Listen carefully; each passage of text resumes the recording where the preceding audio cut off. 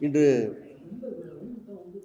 கரூர் இடைத்தேர்தல் பிரச்சாரத்திற்காக சென்றிருந்த முதல்வர் விஜய் அங்கே பல்வேறு விஷயங்களை பேசியிருக்கிறார்.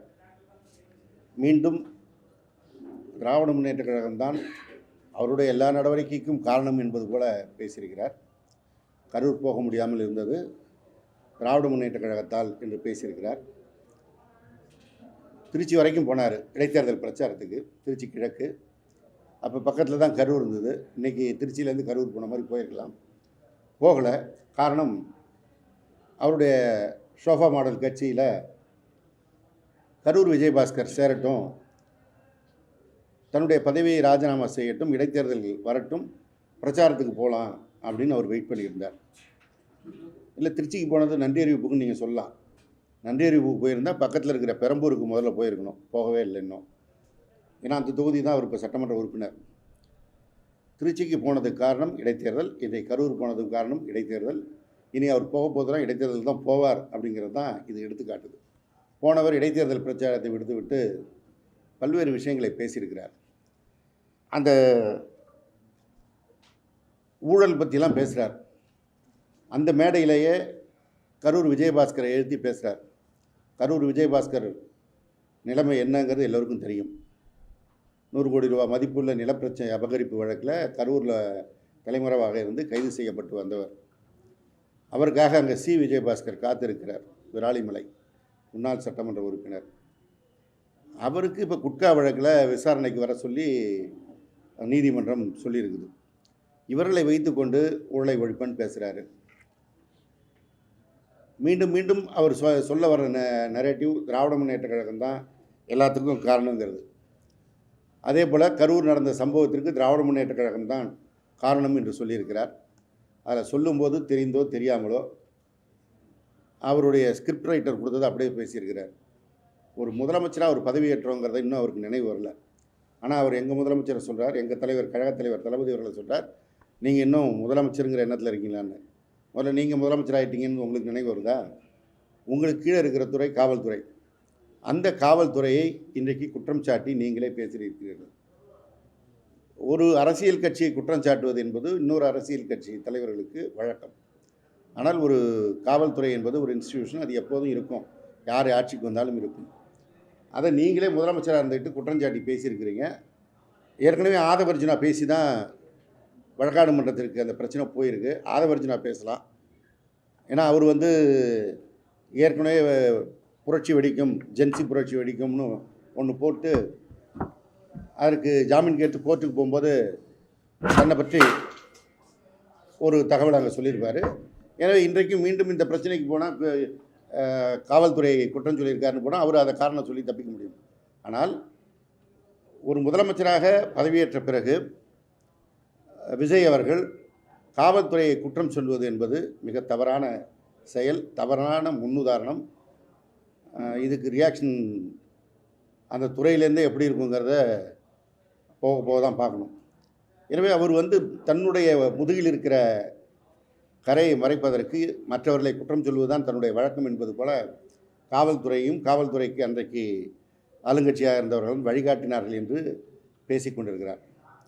அதே போல் இன்னும் ஒரு நான் ஏற்கனவே பேட்டியில் சொன்னது போல் அவருக்கு இன்னும் திரைப்படத்தை விட்டு வெளில வரல. ஓடு ஓடு ஓடுன்னு அதுக்கு வேற சைகை காட்டுறார். அதுக்கு எங்களுடைய முன்னாள் அமைச்சர் செந்தில் பாலாஜி மிக அழகாக பதில் சொல்லியிருக்கிறார். ஓடு ஓடு ஓடு என்ன, கரூர் சம்பவம் நடந்த அன்னைக்கு சம்பவம் முடிந்த பிறகு கரூரிலிருந்து சென்னைக்கு ஓடி வந்தது யார் என்று நாட்டுக்கே தெரியும். அந்த ஓடு ஓடு ஓடுக்கு அவர் தான் உதாரணம்னு சொல்லியிருக்கிறார். மிக அழகான பதில். அதே போல் கரூரில் நினைவு சின்னம் அமைப்புன்னு சொல்லியிருக்காரு. ஏற்கனவே மக்கள் மனதில் அந்த நினைவு சின்னம் இருக்குது. திருச்சி விமான நிலையத்தில் உங்களை போன்ற பத்திரிகையாளர்கள், ஊடகத்தை சேர்ந்தவர்கள் சார் சார் சார்னு கூப்பிடும்போது அந்த ஒரு வேக நடை போட்டார். இன்றைக்கு சொன்ன அந்த ஓடு ஓடு ஓடு, அந்த முதுகு கரூர் மக்களுக்கும் தமிழ்நாட்டு மக்களுக்கும் நினைவு சின்னமாக அவர்கள் மனதில் இருக்குது. நீங்கள் அந்த அமைக்க போகிற நினைவு சின்னம் காலகாலத்திற்கும் நாட்டு மக்களுக்கு நினைவுபடுத்தும். ஒரு நடிகர் பிரச்சாரத்துக்கு வரேன்னு சொல்லிட்டு நேரத்திற்கு வராமல் தாமதமாக வந்த காரணத்தினால் 41 பேர் உயிரிழந்தார்கள் என்பதை நினைவுபடுத்தும். அதுக்கு வேற சொல்கிறார் எஸ்ஓபி போட்டாங்க. அதுவும் சும்மா சொல்ல, ஸ்டாலின் சார் அப்படின்னு அவர் எப்பயும் வழக்கமாக மேடையில் விழிக்கிறது போல் அங்கேயும் அந்த விளக்கத்தை சொல்கிறார். அவர் ஸ்டாலின் சார் போட்ட எஸ்ஓபியை தானே இன்றைக்கி நீங்கள் பின்பற்றுறீங்க, நீங்கள் தான் முதலமைச்சர் ஆகிட்டீங்கல்ல, ஏன் அப்புறம் அதையே பின்பற்றணும்? அதை பின்பற்றினாதான் எந்த பிரச்சனையும் இல்லாமல், உயிரிழப்பு இல்லாமல் இந்த கூட்டங்களை நடத்த முடியுங்கிறத இப்போ நீங்கள் உணர்ந்துக்கிட்டு இருக்கீங்க. ஆனால் அதையே குற்றச்சாட்டாக சொல்கிறீங்க. அன்றைக்கி நீங்கள் கரூருக்கு வரும்போது இதே போல் பந்தல் அமைத்து, இதே போல் சேர் போட்டு, இதே போல் ஸ்நாக்ஸோட குடிதண்ணீர் வழங்கி, பாதுகாப்பு ஸ்கேன் இன்றைக்கி அடையாள அட்டை வரை கொடுத்து அதையும் அவருடைய தோழர்கள் தூக்கி காட்டியிருக்காங்க. இதெல்லாம் கொடுத்துருந்தா அன்றைக்கி இந்த விபத்தே நடந்திருக்காத, பாதுகாத்திருக்கலாமே.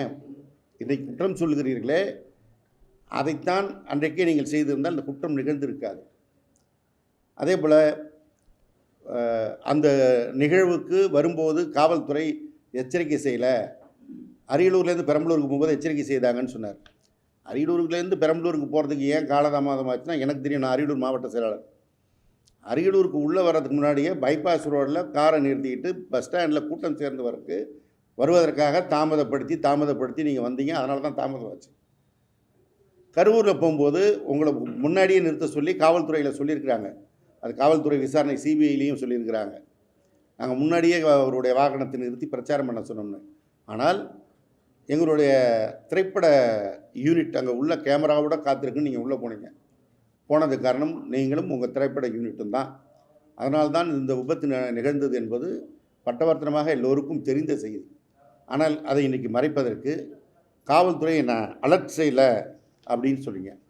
இன்றைக்கி டயத்துக்கு போனீங்கல்ல, கரூருக்கு என்ன சொன்ன டைமோ அந்த டயத்துக்கு போனீங்கல்ல, அன்றைக்கு அந்த டயத்துக்கு போயிருந்தீங்கனாலும் இந்த பிரச்சனை நிகழ்ந்திருக்காது. எனவே பேசுவதற்கு முன்னால் அந்த ஸ்கிரிப்டை ஒரு மனப்பாடம் பண்ணுறதுக்கு முன்னாடியே நீங்கள் மனசில் உள்வாங்கி படிச்சிருந்தீங்கன்னா இதில் சொல்கிற குற்றச்சாட்டு பூரா நம்மளையே தானே இருக்குது அப்படிங்கிற எண்ணம் உங்களுக்கு ஏற்பட்டிருக்கும். ஆனால் நீங்கள் அதை மனதில் வாங்கி படிக்கலை. கரூருக்கு நீங்கள் போகிறதுக்கு முன்னாடி உங்கள் தலைமை கழகத்திலேருந்து அறிவிப்பு கொடுத்தாங்க, 12 மணிக்கு வந்துடுவார், 27/9/2025 அன்றைக்கு 12 மணிக்கு வந்துடுவார்னு.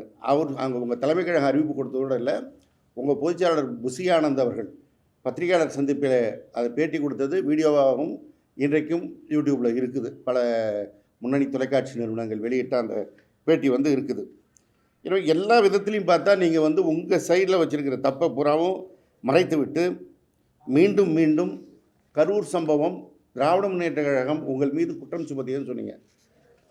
சட்டமன்றத்தில் வேறு எங்களுடைய தலைவர் பேசினார்னு சொன்னீங்க. உண்மையாக எங்களோட தலைவர் குற்றம் சுமத்தணும்னு நினச்சி சொல்லியிருந்தா சட்டமன்றத்தில் உங்கள் பேரை சொல்லியிருப்பாருனா, எங்கள் தலைவர் என்ன சொன்னார்? எந்த ஒரு அரசியல் கட்சி தலைவரும் தன்னுடைய அரசியல் கட்சியை சேர்ந்த தொண்டர்கள் உயிரிழப்பதை விரும்ப மாட்டார்கள், மிக பெருந்தன்மையாக சொன்னார். காரணம், அவர் உயர்ந்த உள்ளம் கொண்ட ஒரு மனிதர். அவருக்கும் உங்களுக்கும் எந்த விதத்தில் ஒப்பிட முடியும்? உங்களை நீங்களாக ஒரு பெரிய மனிதராக நினச்சிக்கிட்டு பேசிக்கிட்டு இருக்கீங்க. ஆனால் எங்களுடைய தலைவரோட உங்களை ஒப்பிட முடியாது. குற்றம் சுமத்தணும்னு முடிவு பண்ணியிருந்தால் வெறும் குற்றம் சுமத்துனதோடு இருக்க முடியாது, வழக்கே போட சொல்லியிருக்கலாம். வழக்கே போட்டிருந்தால் இன்றைக்கி என்ன நிலைமை இருந்திருக்கும். ஆனால் உங்களுக்கு பெருந்தன்மையாக ஒரு அரசியல் கட்சி தலைவர் அப்படி தன்னுடைய தொண்டர்கள் உயிரிழப்பதை விரும்ப மாட்டார்கள்னு அவர் சொல்லி பெருந்தன்மை காட்டியதனால் இன்றைக்கு நீங்கள் மனசில் பட்டதெல்லாம் வாயில் வந்ததெல்லாம் பேசிகிட்ருக்கீங்க. அடுத்தது ஒரு வசனம் சொல்லியிருக்கீங்க, எவ்வளோ உயரத்திற்கு சென்றாலும் மனதிற்கு ஏற்பட்ட காயங்களை மறக்க முடியாது. நிறைய வழிகள் காயங்களை தாண்டித்தான் வந்துள்ளேன்.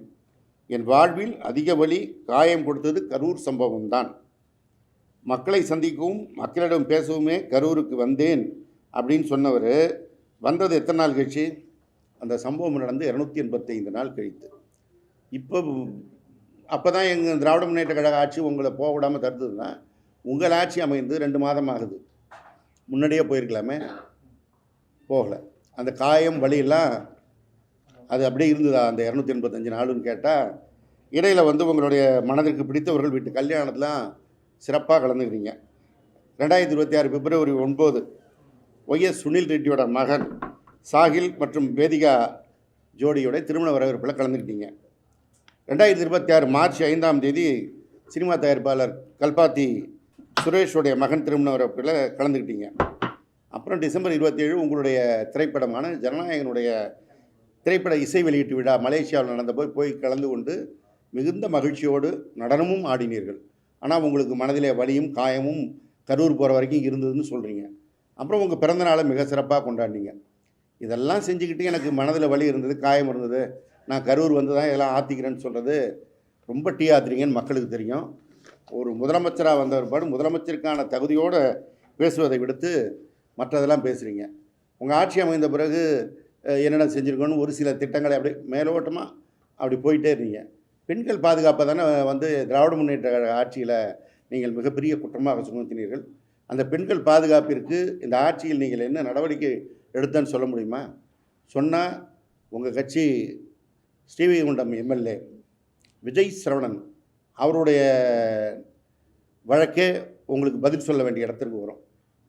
மிக தெளிவாக உங்கள் கட்சியை சேர்ந்த ஒரு பெண் அவர் மீது வழக்கு கொடுத்து ஊடகங்களில் பேட்டி கொடுத்து அவர் மீது நடவடிக்கை எடுக்க வேண்டும் என்று வலியுறுத்துகிறார்.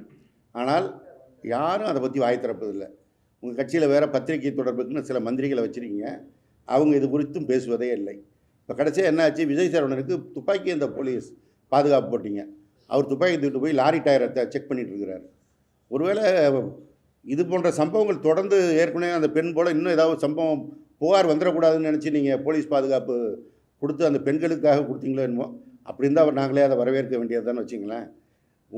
முதல்ல உங்கள் கூட்டத்தில் இருக்கிறவங்க என்ன பண்ணுறாங்கன்னு பாருங்கள்.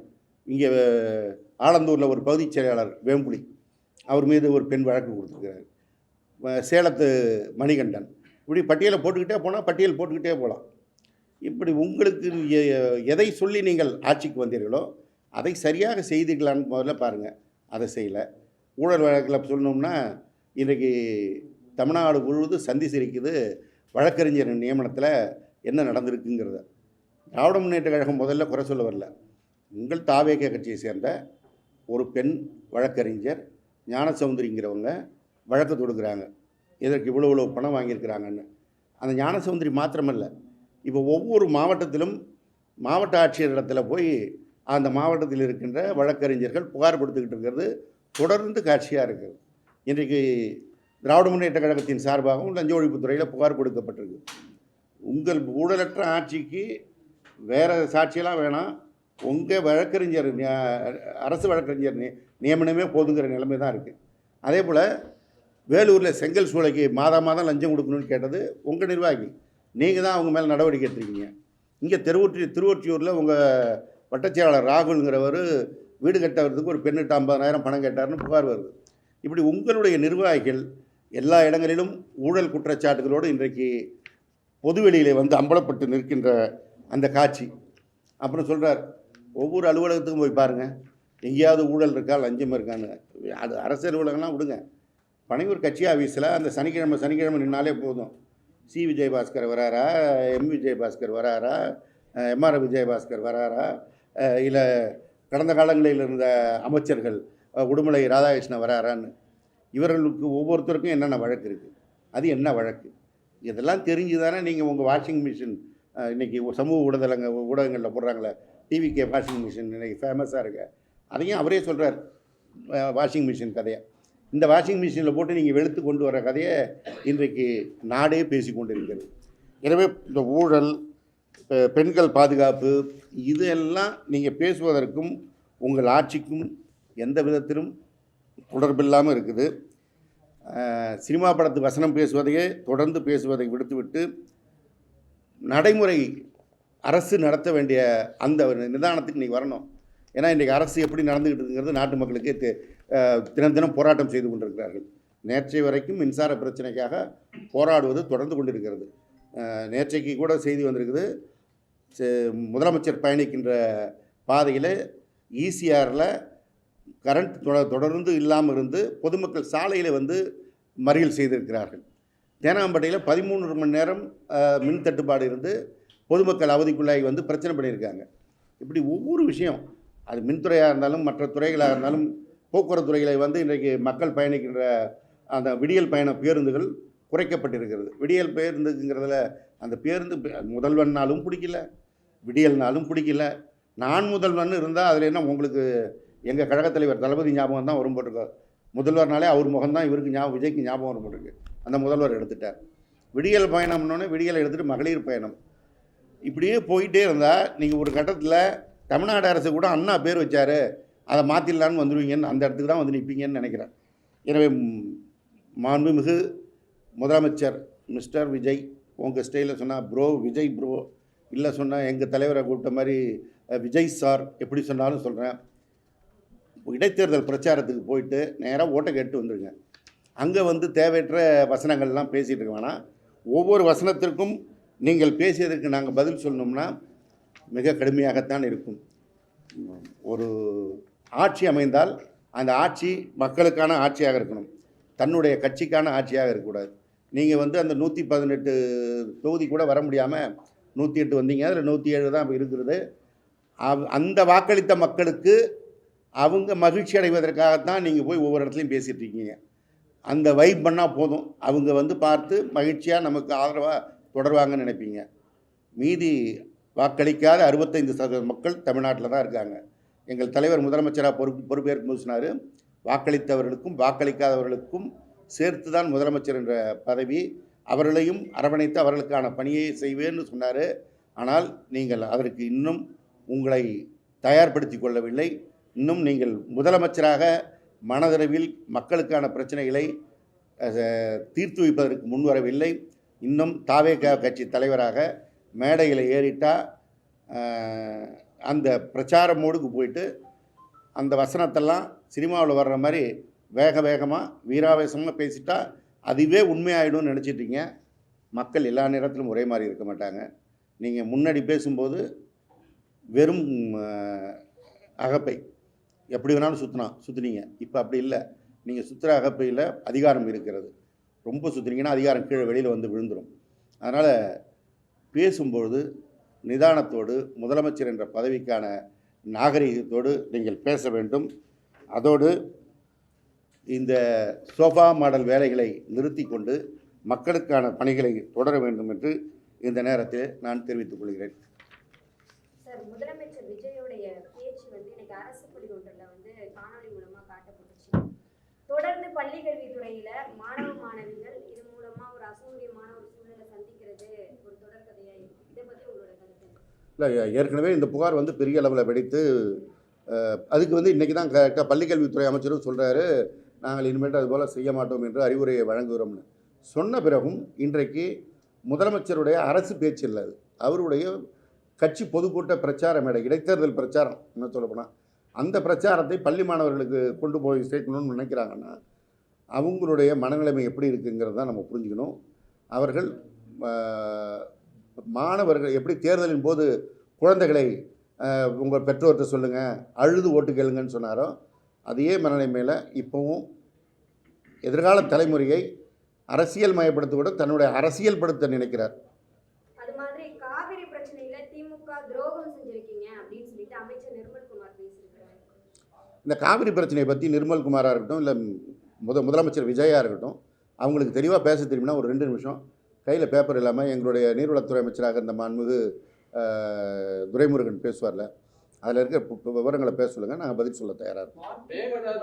மேகதாது அணை குறித்து கடந்த திமுக அரசு வழக்கு ஒழுங்காக நடத்தலை, நாங்கள் எங்கே பேசணுமோ அங்கே பேசிக்கிறேன்னு சொல்லி எங்கே பேசுவார்?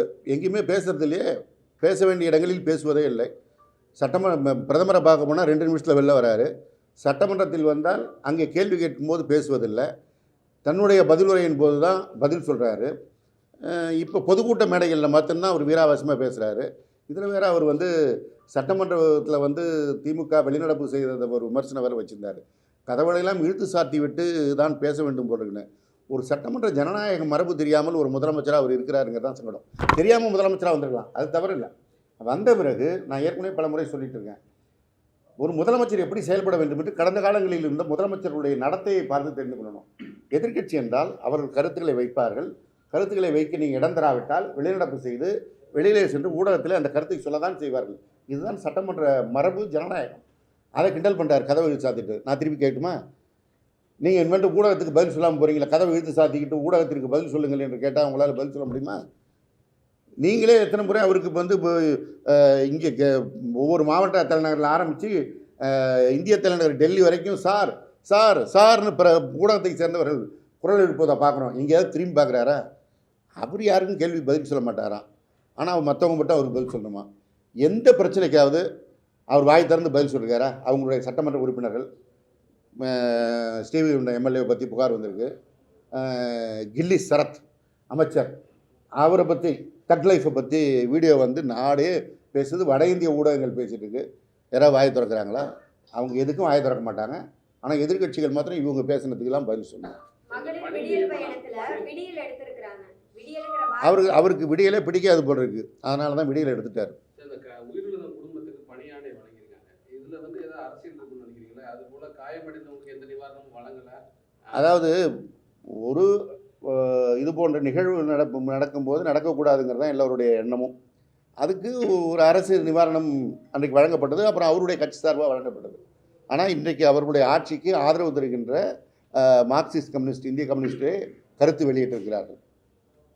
இதில் ரொம்ப நிதானமாக போயிருக்கணுங்கிறத வந்து அவங்க தெளிவாகவே சொல்லியிருக்கிறாங்க. இந்த வழக்கு நீதிமன்றத்தில் இருக்குது, விசாரணையில் இருக்குது. இந்த நேரத்தில் அவர்களுக்கு பதவி கொடுத்தால் அது எப்படி? இன்னொன்று, ஒரு அரசு நிகழ்ச்சியில் ஒரு கட்சி நிகழ்வில் உயிரிழந்தவர்களுக்கு அரசு பதவி கொடுப்பது என்பது என்ன மாதிரி விளைவுகளை ஏற்படுத்தும்? நாளைக்கு யோகி பாபு போகிறாரு, அவரை பார்க்க கூட்டம் கூடுது. கூட்டம் கூடுற இடத்துல ஏதாவது ஒன்று நடந்துச்சுன்னா அதுக்கு அரசு சார்பாக இவர் செஞ்சுருவாரா? பல பேரிடர்களில் உயிரிழப்பு நடந்திருக்கு. இப்போ கூட அமோனியா வாயு கசிவில் கூட உயிரிழப்பு நடந்திருக்கு. ஒரு பேரிடராக தான் பார்க்கப்படுது. ஆமாம், அந்த மாதிரி இதில் வந்து எந்த இழப்பீடும் அரசு பதவி பணி அதை தான் இவர் வந்து ஆட்சியை தன்னுதுன்னு நினச்சிக்கிட்டார். இது வந்து தமிழக அரசு நினைக்கல, தமிழக வெற்றி கழகம்னு நினச்சிக்கிட்டு வேலை கொடுக்கலான்னு நினச்சிக்கிட்டு இருக்கிறாரு போருக்கு. இது ஒரு தவறான முன்னுதாரண மதம். இப்போ என்ன சொல்றாருன்னா, எப்படி சம்பவம் நடந்த உடனே அப்போது இருந்த அமைச்சர் செந்தில் பாலாஜி வந்து லைவ் கேமராவோட போனாரு. நைட்டோட நைட்டா அப்போதைய முதலமைச்சர் மு.க. ஸ்டாலின் வந்து கரூருக்கு போறாரு. இதுல ஏதோ சதி இருக்கு அப்படின்னு சொல்றாரு. அதாவது கரூர் சட்டமன்ற உறுப்பினர் செந்தில் பாலாஜி ஒரு சட்டமன்ற உறுப்பினர், அவங்களுடைய பகுதியில் இது போன்று ஒரு நிகழ்வு நடந்தால் உடனே போய் நிற்கிறது எல்லோருக்குமான வழக்கம். அதுதான் முறை, மனிதாபிமானம். அவர் போய் நின்னார். அவர் மட்டும் போல, இன்றைக்கி சோபா மாடல் கட்சியில் சேர்ந்திருக்க எம்ஆர் விஜயபாஸ்கரும் அங்கே இருந்தார். அது எல்லா ஊடகத்துலேயும் வந்திருக்கு. அப்போ அந்த விஜயபாஸ்கரை நீங்கள் குற்றம் சொல்லலையே. சரி, முதலமைச்சரை சொல்கிறார் எவ்வளோ வேகமாக போனார்னு.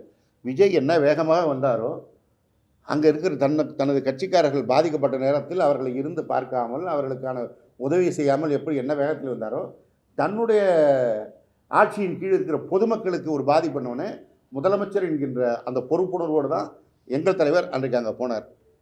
அங்கே மாத்திரமல்ல, எங்கே மக்கள் பாதிக்கப்படுறாங்களோ போய் பார்ப்பதும் அவர்களுக்கு உதவி செய்வதும் ஒரு ஆட்சியாளருடைய மரபு வழக்கம்.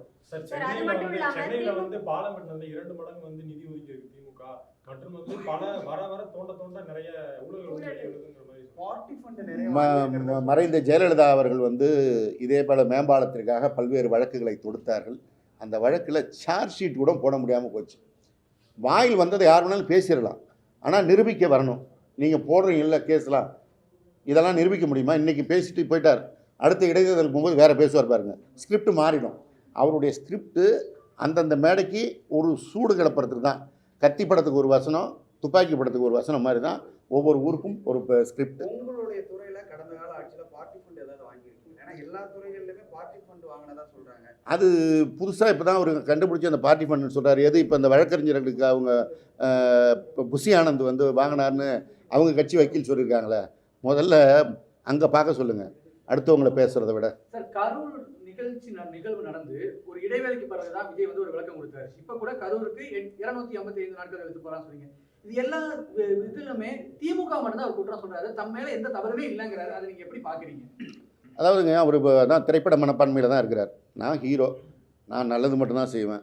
நான் செய்கிறது வந்து அப்படியே அது சிகரெட் பிடிச்சாலும் ஸ்டைலுக்கு பிடிப்பேன், வாங்கண்ணா வணக்கங்கண்ணான்னு பாடுவேன், எதை வேணாலும் செய்வேன். ஆனால் நான் ஹீரோ. அதே போல் எல்லா தவறுகளையும் திமுக மேல் எழுதிவிட்டால் மக்கள் ஏற்றுக்கொள்வார்னு நினைக்கிறாங்க. அந்த கரூர்லேயே ஏற்றுக்கல. எம்ஆர் விஜயபாஸ்கரை தான் வெற்றி பெற வச்சாங்க. அந்த கரூரில் இவருடைய வார்த்தையை எடுத்துக்கொண்டிருந்தால் இவங்க கட்சி வெற்றி பெற்றிருக்கணும். கரூரில் எடுத்துக்கல. அதனால் அவர் இப்படி ஒரு கற்பனை உலகத்தில் வாழ்ந்து கொண்டிருப்பது மிகப்பெரிய தவறு. அடுத்தது வந்து குளத்தூரை பற்றி பேசினார். இவர் போய் பிரச்சாரம் பண்ண கன்னியாகுமரியில் ஒரு தொகுதியும் ஜெயிக்க முடியல. இவர் போய் பிரச்சாரம் பண்ண நாகப்பட்டினம் மாவட்டத்தில் ஒரு தொகுதியும் ஜெயிக்க முடியல.